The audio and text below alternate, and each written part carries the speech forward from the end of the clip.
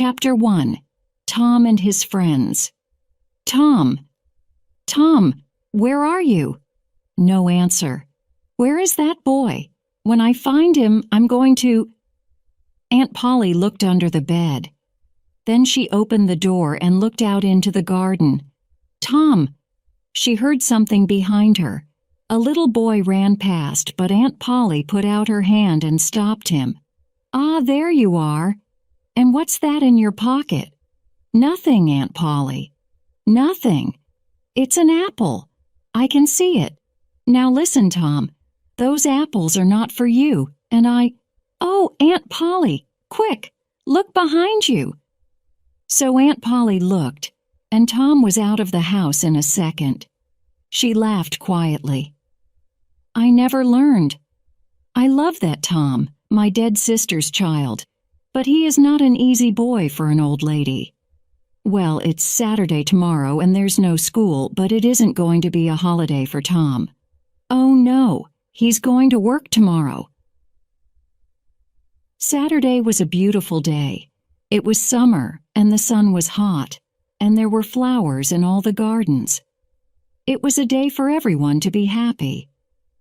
Tom came out of his house with a brush and a big pot of white paint in his hand. He looked at the fence. It was 3 meters high and 30 meters long. He put his brush in the paint and painted some of the fence. He did it again. Then he stopped and looked at the fence, put down his brush, and sat down. There were hours of work in front of him, and he was the unhappiest boy in the village. After 10 minutes, Tom had an idea, a wonderful idea. He took up the brush again and started working. He saw his friend Joe Harper in the street, but he didn't look at him. Joe had an apple in his hand. He came up to Tom and looked at the fence. I'm sorry, Tom. Tom said nothing. The paintbrush moved up and down. Working for your aunt, said Joe. I'm going down to the river. I'm sorry you can't come with me. Tom put down his brush. You call this work, he said. Painting a fence, said Joe. Of course it's working. Perhaps it is and perhaps it isn't. But I like it, said Tom. I can go to the river any day. I can't paint a fence very often. Joe watched Tom for about 5 minutes. Tom painted very slowly and carefully. He often stopped, moved back from the fence, and looked at his work with a smile. Joe began to get very interested and said, Tom, can I paint a little? Tom thought for a second. I'm sorry, Joe. You see, my aunt wants me to do it because I'm good at painting. My brother Sid wanted to paint too, but she said no. Oh, please, Tom, just a little. I'm good at painting too. Hey, do you want some of my apple? No, Joe, I can't. Okay, you can have all my apple. Tom gave Joe the brush. He did not smile, but for the first time that day he was a very happy boy. He sat down and ate Joe's apple. More friends came to laugh at Tom, but soon they all wanted to paint too. By the afternoon, Tom had 3 balls, an old knife, a cat with 1 eye, an old blue bottle, and a lot of other exciting things. He was the richest boy in St. Petersburg, and the fence, all 30 meters of it, was a beautiful white. He went back to the house. Aunt Polly, can I go and play now? Aunt Polly came out of the house to look. When she saw the beautiful white fence, she was very pleased. She took Tom into the house and gave him an apple. Well, you can go and play, but don't come home late. Tom quickly took a second apple and ran off. On Monday morning, Tom didn't want to go to school, but Aunt Polly got him out of bed and then out of the house. In the street near the school, he met his friend Huckleberry Finn. Huck had no mother, and his father drank whiskey all the time, so Huck lived in the streets. If he didn't go to school, he was always dirty. and he never had a new shirt. But he was happy. The mothers of St. Petersburg didn't like Huck, but Tom and his friends did. "Hello, Huck," said Tom. "What have you got there?" "A dead cat." "What are you going to do with it?" asked Tom. "I'm going to take it to the graveyard tonight," Huck said. "At midnight. A dead cat can call ghosts out of their graves." "I never heard that," said Tom. "Is it true?" "Well, I don't know," said Huck. "Old Mrs. Hopkins told me. Come with me and see. Or are you afraid of ghosts?" "Of course not," said Tom. "Come and meow for me at my window at 11 o'clock. After this, Tom was late for school, and the teacher looked at him angrily. "Thomas Sawyer, why are you late again?" he said. Tom started to speak and then stopped. There was a new girl in the schoolroom, a beautiful girl with blue eyes and long yellow hair. Tom looked and looked. Oh, how beautiful she was! And in 2 seconds Tom was in love. He must sit next to her. But how? In the girls' half of the room there was only one empty chair, and it was next to the new girl. Tom thought quickly, and then looked at the teacher. "I stopped to talk with Huckleberry Finn," he said. The teacher was very, very angry. Boys were often late for school. That was bad, but talking with Huckleberry Finn was worse, much worse. The teacher took his stick, and 2 minutes later Tom's trousers were very hot, and the teacher's arm was very tired. "Now, Tom Sawyer, you go and sit with the girls." Some of the children laughed. Tom walked to the chair next to the new girl, sat down and opened his book. The other children started to work again. After 10 minutes, the girl looked up. There was an apple on the table in front of her. She put it back on Tom's half of the table. A minute later, the apple was in front of her again. Now it stayed. Next, Tom drew a picture of a house and put it in front of her. "That's nice," the girl said. "Now draw a man."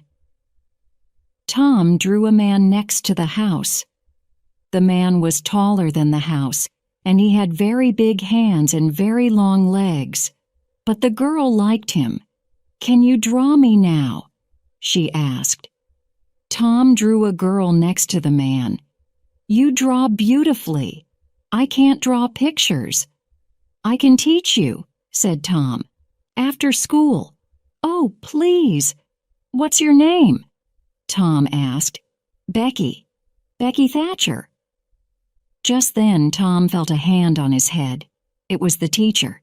He took Tom by the ear and moved him back to his chair in the boys' half of the room. Chapter 2. In the Graveyard. That night Tom went to bed at 9:30. He waited for Hack's meow, and at 11 o'clock it came. He climbed quietly out of the bedroom window, and then he and Huck walked out of the village with the dead cat. The cemetery was on a hill, about a mile from St. Petersburg. When the boys got there, they put the dead cat on a grave and sat down behind some trees. They watched and waited. It was very dark and very quiet. "Do you see that new grave there?" whispered Huck. "That's Hoss Williams' grave. He died last week." "Perhaps he can hear us," Tom whispered back. "Do you think he can, Huck?" "I don't know, but Sure. Oh, Tom, what is it?" "Shuff," whispered Tom. "I can see something." "Look." Huck moved closer to Tom. "Ghosts," he said. "3 of them. They're coming here, Tom. Oh, let's go home." "They can't see us," Tom whispered. "Not here." "Ghosts can see through trees," said Huck unhappily. "They can see through everything." The ghosts moved quietly through the graveyard and came closer to the trees. Huck and Tom watched very afraid. Then, after a minute, Huck said, "Tom, they're not ghosts. That's Muff Potter." "So it is, and that's Injun Joe, and the other man is Dr. Robinson. What are they doing here?" "They're grave robbers, Tom. They're going to rob a grave. My father told me about it. The doctor wants a dead body, you see. He cuts it up because he wants to learn about—" "Shh," said Tom. "They're getting close." The three men stopped at Hoss Williams' grave, and Injun Joe and Muff Potter began to dig. 10 minutes later, the grave was opened. "Now, doctor," said Muff Potter, "you want us to take the body to your house? That's $5 more." "No," said the doctor. "I gave you the money this morning. I'm not giving you any more." "Now you listen to me, doctor," said Injun Joe. "I want that money. Do you remember a day 5 years ago? I came to your house and asked for something to eat, and you gave me nothing. So give me that money." He took the doctor's arm, but suddenly the doctor hit him, and Injun Joe fell to the ground. "Don't hit my friend," cried Muff Potter. He jumped on the doctor, and the two men started to fight. It all happened very quickly, and the two boys watched with open mouths. Injun Joe got up. He had Muff Potter's knife in his hand now, and he moved behind the doctor. Then the doctor hit Muff Potter on the head. Muff fell to the ground, and at the same moment the knife in Injun Joe's hand went into the doctor's back. The doctor fell to the ground on top of Muff Potter, and he did not move again. The two boys could watch no more. Very quietly, they moved away from the trees, and then ran out of the graveyard and back to the village. Injun Joe stood by Hoss Williams' grave and looked down at the two men. Then he put the knife into Muff Potter's hand and sat down. 3, 4, 5 minutes went by. Potter moved a little and opened his eyes. What happened, Joe?" he asked. "This is bad, Muff," said Joe. "Why did you kill him?" Muff looked at the doctor's dead body, then at the knife in his hand. "Me? Did I kill him?" His face went white, and the knife fell from his hand. "It's the whiskey, Joe. I never fight with knives usually. Oh, why did I drink all that whiskey tonight? I don't remember anything." "It's okay, Muff," said Joe. "I'm not going to tell anyone. You get away quickly. Go on, go now." Muff Potter got up and ran away. Joe watched him for a minute. Then he carefully put the knife next to the doctor's body. Then he, too, left the cemetery. The next day, the sheriff's men found the doctor's body in the graveyard, and Muff Potter's knife. That night, Muff came to the cemetery to get his knife. But the sheriff's men were there, and they took Muff to St. Petersburg's little jail. And there Muff sat for 4 weeks and waited for his trial. Tom and Huck could not forget that night in the cemetery. They were very unhappy and very afraid. "What are we going to do?" said Tom. "Muff Potter didn't kill the doctor. Injun Joe did. We saw him." "I know," Huck said. "But what can we do? We can't tell anyone. I'm afraid of Injun Joe. He's dangerous. And he's a killer. Do you want a knife in your back?" "Yes, I'm afraid of him too," Tom said. He thought for a minute. "I'm sorry for Muff Potter, but you're right. Huck, we can't tell anyone about Injun Joe." Chapter 3. On Jackson's Island. The summer holidays came, and there was no school. Tom didn't want to think about Muff Potter and Injun Joe, but it wasn't easy. At night, when he was in bed, he saw Injun Joe's face in the dark, and he couldn't sleep. But he couldn't talk to anyone about it. One hot summer's day, he and Joe Harper were down by the Mississippi River. They sat and watched the boats and fished and talked. "Let's get away from here," said Tom suddenly. "Let's go and do something exciting somewhere." "Okay," said Joe. "But what? And where?" "I know," Tom said. "Let's run away. Let's go and live on Jackson's Island. We can sleep out under the trees." Jackson's Island was in the Mississippi, 3 miles south of St. Petersburg. Nobody lived there. "Let's ask Huck Finn, too," said Tom. "But don't tell your mother or father or anyone. Go home and get some things to eat, and meet me here at midnight." So that night 3 boys in a small boat went down the river to Jackson's Island. They had some bread and some meat, and Huck had his pipe too. When they got there, they carried everything onto the island and made a fire under a big old tree. Then they cooked some of the meat over the fire, and oh, that meat was good, the best dinner in the world. Soon they stopped talking, their eyes closed, and they slept. The next morning, Tom woke up with the sun on his head and a smile on his face.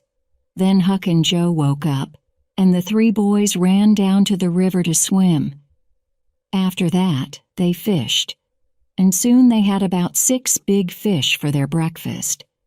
They cooked the fish on their fire and ate them all. They were very hungry.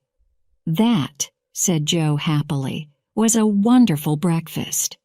After breakfast, they walked through the island, swam some more, talked, fished, and swam again. They came back to their fire in the afternoon. Suddenly, Tom looked up and said, "Listen, can you hear boats?" They listened, and then ran across the island to look for me down the river. There were 20 or more boats on the water. Every boat in St. Petersburg was out. "What are they doing?" asked Joe. "They're looking for a dead body, I think," said Huck. "They did that last summer when Bill Turner fell in the river and drowned." "Who's dead, do you think?" asked Joe. The boys watched the boats. Suddenly Tom cried, "I know who's dead. It's us. They're looking for us." This was wonderful. Tom looked at his friends.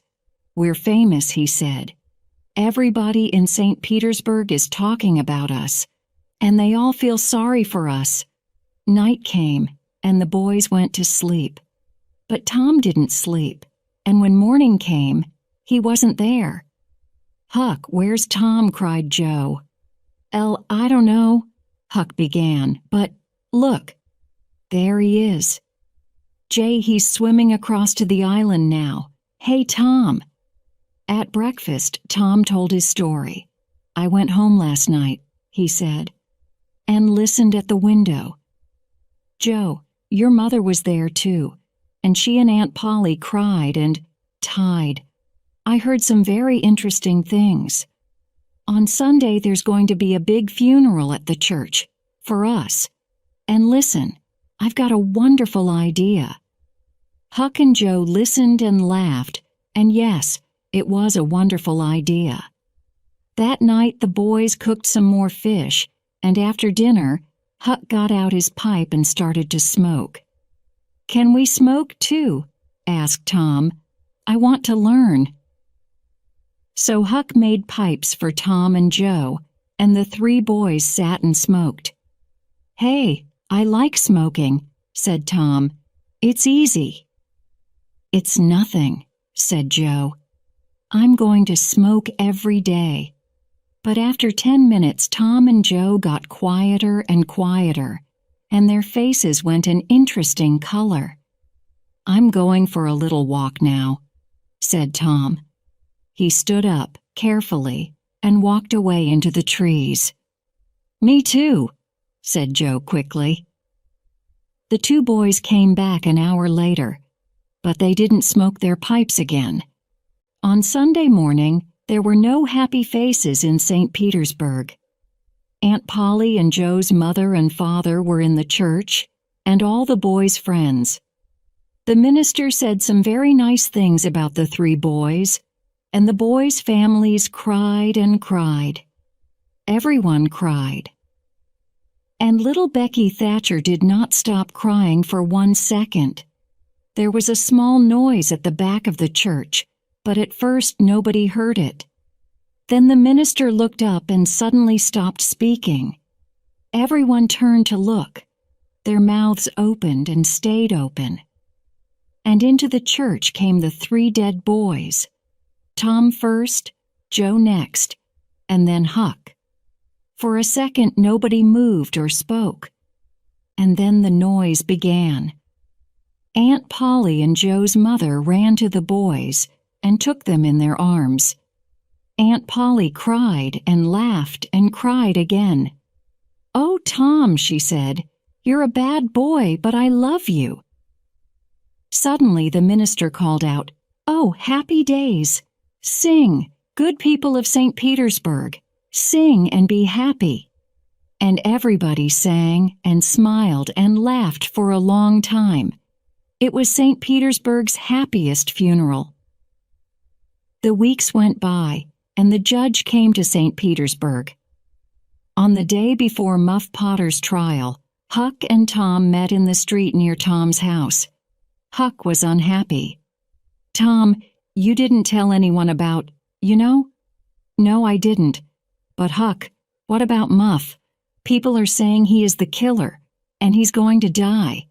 But we can't tell anyone about Injun Joe," said Huck. "I don't want to die, too. Do you?" No, Tom didn't want to die, but he couldn't forget Muff Potter's face in the jail, old, tired, and unhappy. And Injun Joe was a free man. It wasn't right.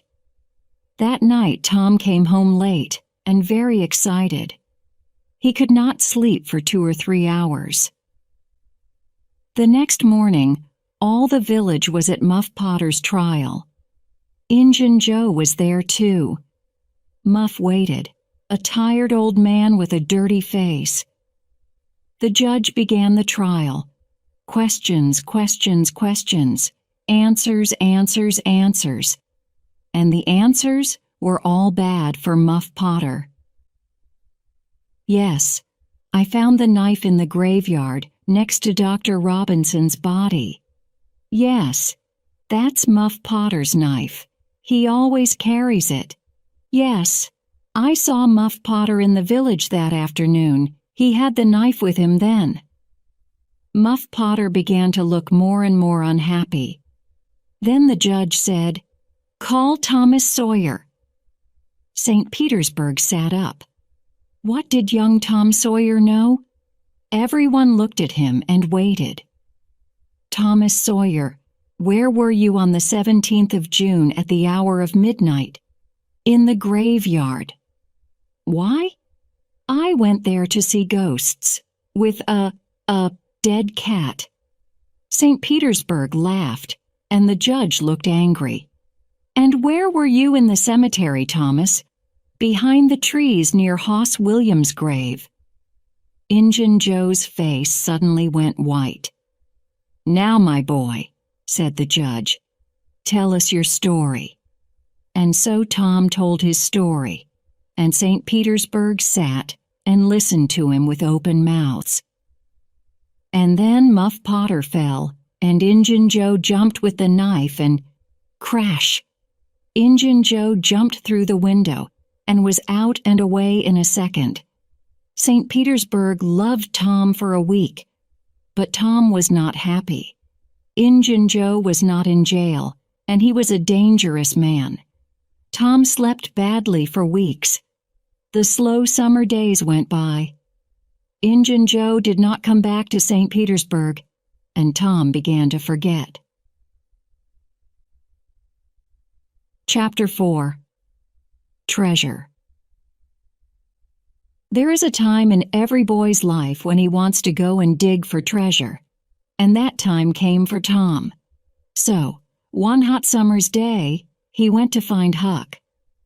Huck liked the idea of treasure. "Where are we going to dig?" he asked. "An old dead tree is best. Who puts the treasure under old trees?" "Robbers," said Tom. "And then they go away, or they forget to come back for the treasure." "There's a dead tree on Cardiff Hill," said Huck. "Let's go there. I've got an old pick and shovel." It was 3 miles to the old tree, and the boys arrived tired and hot. They dug for an hour or two, but they didn't find any treasure. Then they stopped, and Tom looked down at an old house at the foot of the hill. "Hey, look," he said. "Nobody lives in that old house. Let's go there. Old houses are always good for treasure." "Good for ghosts, too," said Huck. They took the pick and shovel with them, went down the hill, and entered the old house. They looked in all the rooms downstairs, and then went upstairs. But there was no treasure and no ghosts. Then they heard a noise. "LSHP," said Tom suddenly. "What's that?" "Ghosts," whispered Huck. There were holes in the floor, and through them the boys could see into the rooms downstairs. "No," Tom whispered. "It's 2 men. One is the old Spaniard. He came to live in the village last week. I don't know the other man." "Shh! Let's listen to them." The 2 men sat down on the floor. The Spaniard had a green hat and long white hair. The other man was small and dark. He took out a bag and started to open it. "It's hot in here," the Spaniard said. He took off his green hat, and then he took off his long white hair. "Tom," Huck whispered upstairs. "That's Injun Jovie. We took $650 when we robbed that house," said the second man. He took some money out of the bag. "We can take $50 with us now. What are we going to do with the 600? "Leave it here," said Injun Joe. "We can come back and get it next week. Here, give me the bag." He walked across the room to the fireplace, moved 2 big stones from the floor, and began to dig with his knife. Upstairs, the 2 boys watched excitedly. Treasure, $600 of wonderful treasure. Injun Joe stopped digging. "Hello, what's this?" he said. "There's something here. It's an old box." The 2 men got the box out and opened it. "It's money," said Injun Joe's friend. Injun Joe put his hand into the box. "There are thousands of dollars here," he said, and the 2 men looked at the money with happy smiles. "But who—" began Injun Joe's friend. "Don't ask," Injun Joe said. "It's our money now." "We can't take it with us today," said his friend. "What can we do with it? Put it back under the floor?" "Yes," said Injun Joe. Happy faces upstairs. "No, very unhappy faces upstairs." "Let's put it under the cross. Nobody goes there. We can take it there tonight." When night came, the 2 men carried all the money away. The boys did not go after them because they were afraid of Injun Joe. But they wanted very much to find that cross. For a week the 2 boys thought and thought about the treasure. It was under the cross. But where was the cross? In St. Petersburg, the boys watched the Spaniard carefully, but they didn't see a cross, and they didn't find the treasure. Chapter 5. In the Cave. The next Saturday was Becky Thatcher's birthday, and all Becky's friends were very excited. "It's going to be a wonderful day," Becky told Tom. "We're going to have a picnic by the river, and after that, we can visit McDougal's cave." So in the morning, a big boat took Becky, Tom, and all their friends down the river. There were some older children on the boat, too, but all the mothers and fathers stayed at home. Picnics are better without them. And it was a very happy, noisy picnic. After the picnic, the children took out their candles and ran up the hill to the cave. The mouth of the cave was dark, and some of the children were afraid at first. But caves are exciting, so in the end, everybody went in. McDougal's cave was very, very big, with hundreds of tunnels and rooms. The tunnels went up, down, and into the hill for miles. You could walk for days in McDougal's cave. Nobody knew all the cave, but many people knew the tunnels near the door. You could play all day in these tunnels. Tom, of course, knew them well. For an hour the children walked and ran through the cave, up and down the tunnels, in and out of the rooms. In the evening they came out and walked down the hill to the boat, tired but happy. When the boat arrived back in St. Petersburg, it was dark. Huck Finn saw the boat, but he did not know about the picnic.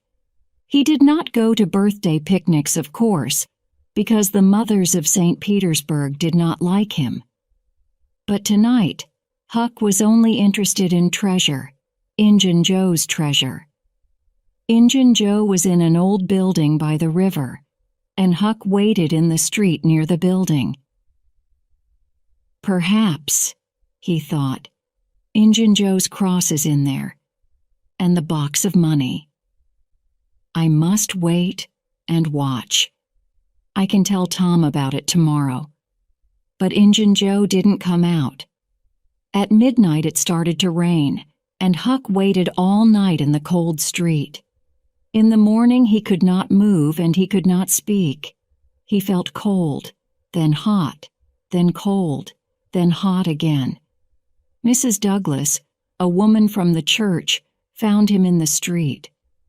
She took him to her home and put him to bed, and there he stayed for 2 weeks. He was very ill, and so he did not hear about Tom and Becky. But on Sunday morning, all St. Petersburg knew about Tom and Becky, because they were not on the boat when it came back to the village. Where were they? Were they lost in the cave? And were they alive or dead? At first, Tom and Becky played with their friends in the cave. Then Tom wanted to go down a new tunnel, and Becky went with him. They walked and talked, and went into a second tunnel, then a third. Sometimes Tom put a mark with candle smoke on the tunnel wall. He wanted to find the mouth of the cave again. Then they came out of the candle smoke on the tunnel wall. He wanted to find the mouth of the cave again. Then they came out of the tunnels into a big room. There were hundreds of bats in this room, and the candles woke them up. Tom took Becky's hand, and they ran into the nearest tunnel with the bats behind them. But one bat hit Becky's candle and it went out. The children ran and ran through the tunnels, and at last they got away from the bats. They stopped and sat down. Suddenly, it was very, very quiet. "Where are we now, Tom?" Becky whispered, afraid. "I don't know," said Tom. "I think it's time to go back. But we can't go through that big room because of the bats. Let's go down this tunnel." They went down one tunnel, then a second, a third, a fourth. Then they wanted to find the big room with the bats again, but they couldn't. Becky began to cry. "Tom, we can't get out. We're lost, Tom. We're lost." They walked and walked. When they were tired, they sat down. Then they got up and walked again. Time went by. Was it day or night? They didn't know. Then Tom wanted to find water. They had nothing to eat, and they must have something to drink. They found a very small river and sat down next to it. "Becky," said Tom, We must stay here, near this river.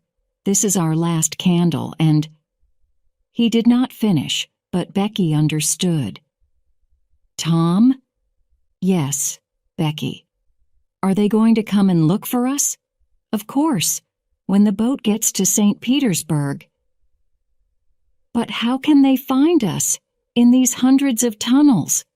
Oh, Tom, Tom, we're going to die in here." Becky started to cry again. Then the candle went out, and the two children were in the dark. They sat for hours and hours. They slept a little, then woke up, then slept again. Was it Sunday now? Or Monday? Suddenly Tom sat up. "Listen, somebody's calling." The two children listened. They heard it again, a little closer. They called back.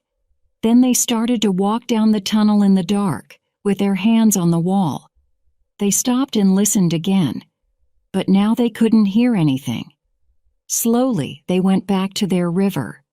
They slept again, and woke up very, very hungry. "Perhaps it's Tuesday now," Tom thought. "What can I do? I must do something." Then he had an idea. "Becky, listen. I've got a long string in my pocket. I can go down some of the small tunnels and get back to you with the string. You wait here." Slowly and carefully, Tom went down the first tunnel on his hands and knees. Then the tunnel wall on his right finished, and there was nothing. Tom put out his hand to feel the floor, and just then, away to his right, he saw a hand with a candle. At once Tom called out, "Help!" he cried. The hand moved, and Tom saw an arm and a face. It was Injun Joe. Tom was very afraid, but Injun Joe was afraid too, and he quickly ran away down the tunnel. Tom went back to Becky, but he didn't tell her about Injun Joe. Tom waited for an hour, then went into a different tunnel with his string, then a third tunnel. It was Tuesday evening, and St. Petersburg waited. Many of the villagers were in the cave, and they looked for the children day and night. But they heard nothing, saw nothing, and found nothing. Then, late that evening, there was a sudden noise in the streets. People began to run to the Thatcher's house. "They're here! Becky and Tom are here!" Most of the village came to listen to Tom's story. "It was in the 6th tunnel," he told them. "I went to the end of my string and suddenly I could see daylight. There was a small hole in the cave wall. I put my head out, and there was the river right under my nose. I went back and got Becky, and we climbed out through the hole. Then we stopped a boat on the river. We were 5 miles from the mouth of the cave. Tom was very tired after his 3 days in the cave, and he went to bed and stayed there for 2 days. He heard about Huck and went to see him on Sunday, and then every day. But Mrs. Douglas was always in the room. "You can just say hello," she told Tom, "and then you must go. Huck is very ill, and he needs to sleep." So Tom couldn't talk about anything exciting, and he couldn't tell Huck about Injun Joe. One day, about 2 weeks after the picnic, Tom was in Becky's house, and her father came in. "Well, Tom," Mr. Thatcher said, "would you like to go back to the cave again one day?" "I'm not afraid of that cave," said Tom. Mr. Thatcher laughed. "There are a lot of people like you, Tom, but nobody's going into the cave again. There are big doors across the cave mouth now, and nobody can open them." Tom's face went white. "But Mr. Thatcher, Injun Joe's in that cave. An hour later, 50 men were at the cave, and they opened the doors. In June, Joe was on the ground, dead, his face to the door, and his knife in his hand." Chapter 6, Under the Cross. The day after Injun Joe's funeral, Huck was out of bed. He and Tom walked slowly out of the village. They had a good long talk, and Huck heard all about the picnic, the cave, and Injun Joe. "We're never going to find the money now," said Huck. "Huck," said Tom, "the money isn't in St. Petersburg. It's in the cave. I know it is. Why was Injun Joe in the cave? Because he took the box of money there, right?" Huck looked excited. "Say that again, Tom. The money's in the cave, and we can get to it easily. Let's go there now. I've got some candles and a long string. We can take a boat and put it back later." 20 minutes later, the boys were in a boat on the Mississippi. They went 8 miles down the river, and then Tom stopped by some small trees. "Here we are," he said. Tom's hole was just behind the trees. Tom took a candle and climbed in. Huck climbed in after him. "Injun Joe never found this hole," said Tom. "Or he did find it and couldn't get through it. It's very small." The boys went carefully through the tunnels with their strings. Then Tom stopped. "I saw Injun Joe about here," he said. "And look, Huck, there's the cross. There was a big smoke cross on the tunnel wall." The boys looked up and down the tunnel, but there was no box of money. "Injun Joe said under the cross," said Tom. "Perhaps it's under the ground. Look, we can move these stones." The boys took their knives and began to dig by the tunnel wall. Very soon, they found a second, smaller tunnel under the wall. They climbed down into it and came into a small room. There was a bed, 2 whiskey bottles, some old shoes, and the box of money. When somebody finds treasure, everybody hears about it very quickly. The 2 boys carried the box through the village, and when they got to Aunt Polly's house, half the village was with them. Everybody went into the house. "Oh, Tom, Tom!" cried Aunt Polly. "What is it now? And what have you got there?" Tom put the box on the table and opened it. There were $12,000 in that box.